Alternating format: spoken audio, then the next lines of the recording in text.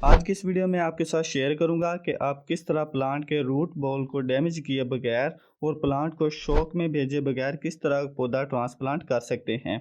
पिछली वीडियो में मैंने आपके साथ 3 ऐसे प्लांट शेयर किए थे जो आप फ्रूटिंग प्लांट आप घर पे लगा सकते हैं।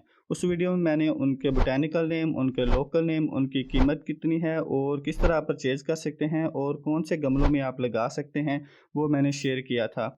आज की इस वीडियो में आपके साथ शेयर करूंगा कि आप किस तरह इन प्लांट्स को ट्रांसप्लांट कर सकते हैं बगैर रूट बॉल को डैमेज किए और प्लांट को शौक में भेजे बगैर। तो मैं हूं बोटनिस्ट अबू बकर और आप देख रहे हैं मेरा YouTube channel gardening with AB। तो चलिए आज की वीडियो स्टार्ट करते हैं। तो सबसे जो पहला पौधे हम ट्रांसप्लांट करेंगे वो है जामुन का ट्री। तो इसको ट्रांसप्लांट करने के लिए हमने एक खड्डा खोदा हुआ है जिसमें हम जो है इसको ट्रांसप्लांट करेंगे। तो ये चूंकि दरख्त बन जाता है इसलिए हम इसको ज़मीन में शिफ्ट करेंगे। वैसे तो मैं बाकी प्लांट भी ज़मीन में शिफ्ट करूँगा क्योंकि गमलों में फिर इनकी रूट बाउंड होना स्टार्ट हो जाती है और फिर हमें जो है ज़मीन में ही शिफ्ट करना पड़ता है।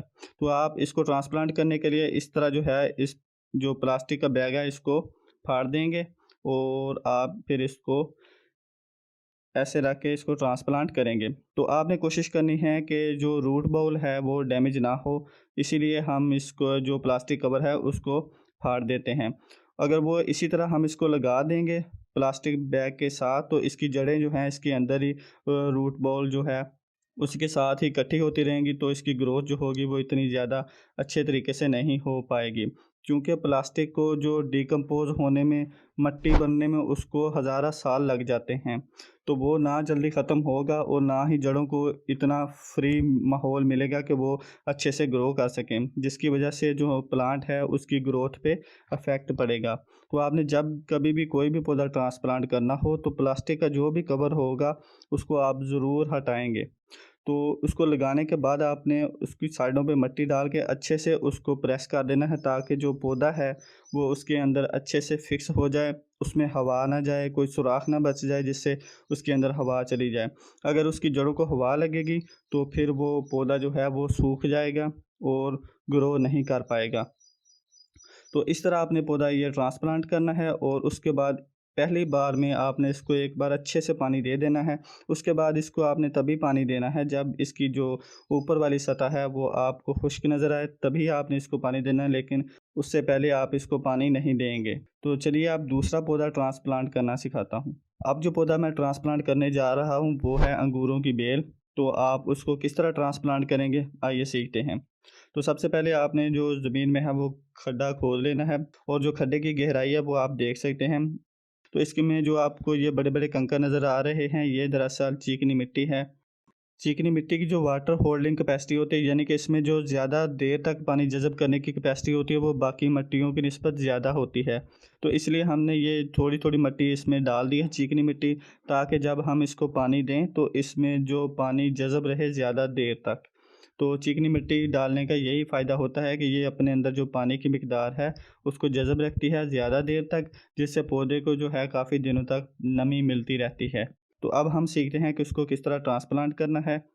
मैंने पहले भी आपको बताया कि आप जब भी कोई पौधा ट्रांसप्लांट करें तो उसके साथ जो पॉली बैग होता है उसको आपने ज़रूर हटाना होता है।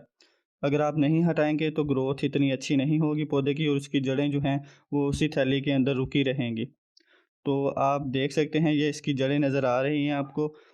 तो अगर इसको मज़ीद कुछ महीने तक इसी पॉली बैग में पड़ा रहने देते तो इसकी जो रूट्स हैं वो बाउंड होना स्टार्ट हो जाती।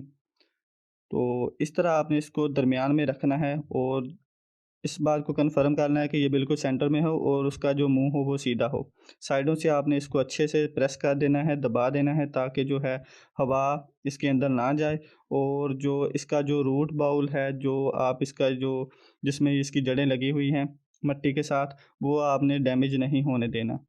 अगर वो डैमेज होगा तो आपका पौधा जो है वो 5-10 दिन ले लेगा फिर इसको जो रिकवर करने में और दोबारा ग्रो करने में। और सम टाइम तो उसके जो पत्ते हैं वो भी झड़ जाते हैं और नए सिरे से फिर वो पत्ते निकालना स्टार्ट कर देता है। तो लगाने के बाद आपने इसको अच्छे से फिल कर देना है और इसको प्रेस भी कर देना है। इस तरह आप ट्रांसप्लांट करने के बाद इसको एक बार अच्छे से पानी देंगे और नेक्स्ट टाइम आपने इसको तभी पानी देना है जब आपको लगे कि इसकी जो ऊपर वाली सतह है वो खुश्क हो गई है। आपने तब इसको पानी देना, वरना आपने इसको पानी नहीं देना। अगर आप ज़्यादा पानी देंगे तो इसकी जड़ें गल जाएँगी और जो पौधा है वो ख़राब हो जाएगा। तो ये वाला जो पौधा है ये कटिंग से ग्रो किया हुआ पौधा है। इस तरह हमने इसको ट्रांसप्लांट करना है। तो चलिए अब तीसरा प्लांट हम किस तरह ट्रांसप्लांट करेंगे वो देख लेते हैं। उसमें भी मैं आपके साथ कुछ ना कुछ टिप्स ज़रूर शेयर करूँगा। तो अब हम ट्रांसप्लांट करते हैं हमारा थर्ड प्लांट। जो तीसरे नंबर पे हमने बाय किया था वो था पोमीग्रेनेट, जिसको उर्दू में अनार कहते हैं। तो इस प्लांट को आप किस तरह ट्रांसप्लांट करेंगे तो ये सीखते हैं। सबसे पहले आपने इसके लिए भी एक खड्डा खोद लेना है और इसकी जो गहराई आपने ज़्यादा रखनी है, चूँकि ये इसका तना जो है वो ज़्यादा ऊंचाई तक जाएगा। तो हम इसके जो तने को ज़्यादा ज़मीन के अंदर दबाएंगे। यहाँ पे मैं आपके साथ कुछ टिप्स शेयर करता जाऊँ। ट्रांसप्लांट करने से पहले आपने पौधे के साथ क्या करना है। तो जैसे आपने ट्रांसप्लांट करना है पौधे को, उससे पहले आपने यानी कि उससे 1 दिन पहले आपने उसको अच्छे से पानी दे देना है, ताकि जो उसका जो रूट बाउल है, जो जो मिट्टी है नीचे वो सारी गीली हो जाए। तो जब हम उसको ट्रांसप्लांट करेंगे तो उसकी जड़ें भी डैमेज नहीं होंगी, उसकी जड़ों को कोई ख़तरा नहीं होगा, उसके अंदर पहले से ही पानी मौजूद होगा। जब हम उसको ट्रांसप्लांट कर देंगे तो उसके अंदर इतना पानी मौजूद होगा कि वो शौक में नहीं जाएगा, उसके पत्ते नहीं झड़ेंगे और वो सब्ज़ ही रहेगा। तो जब भी आपने ट्रांसप्लांट कोई पौधा करना हो तो उसको आपने पहले एक बार अच्छे से पानी दे देना है, ताकि जो उसका रूट बाउल है वो पूरी तरह गीला हो जाए। तो इस तरह इसको निकालने में भी आसानी होगी और इसको ट्रांसप्लांट करने में भी आसानी होगी। तो अब देख लेते हैं हम इसको ट्रांसप्लांट किस तरह करेंगे। तो वही प्रोसेस हम रिपीट करेंगे कि इसका जो पॉली बैग है इसको हटा लेंगे। ये आप देख सकते हैं इसके रूट बॉल में आपको नमी नज़र आ रही होगी। तो इस तरह आपने इसको हल्का सा नम रखना है। इसके अंदर भी मैंने चिकनी मिट्टी डाली है, ताकि जो इसमें नमी है वो बरकरार रहे और इसको ज़्यादा देर तक नमी जो है मिलती रहे। साइडों से अच्छे से प्रेस करने के बाद हम इसको जो है दबा देंगे। तो इस तरह इसको रखने के बाद हम साइडों से इसको अच्छे से प्रेस करेंगे और ज़्यादा मिट्टी डाल देंगे, यहाँ तक कि इसका जो तना है वो भी 1-2 इंच तक हम दबा देंगे। तो तना दबाने से ये होगा कि ये ज़मीन के अंदर फिक्स रहेगा, साइडों पे गिरेगा नहीं। तो आप इसको अच्छे से ट्रांसप्लांट करने के बाद इसको पानी देंगे। एक बार अच्छे से पानी देने के बाद फिर आप इसको तभी पानी देंगे जब इसकी ऊपर वाली सतह जो है वो आपको ड्राई नज़र आए। तो ये थी आज की वीडियो। उम्मीद करता हूँ आपको पसंद आई होगी। अगर आप गार्डनिंग से रिलेटेड वीडियोस चाहते हैं तो इस चैनल को सब्सक्राइब कर लें। तो मैं मिलता हूँ नेक्स्ट वीडियो में, तब तक के लिए अल्लाह हाफिज़।